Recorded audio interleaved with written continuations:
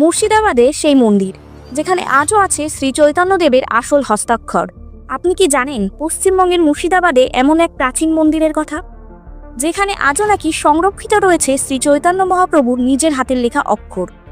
চলুন জেনে নেওয়া যাক সেই আশ্চর্য ইতিহাসের কথা। মুর্শিদাবাদে এই মন্দিরটি ভক্তদের কাছে অত্যন্ত পবিত্র। লোককথা ও বৈষ্ণব ইতিহাস অনুযায়ী শ্রী চৈতন্যদেব নবদ্বীপ থেকে যাত্রাপথে এখানে কিছু সময় অবস্থান করেছিলেন।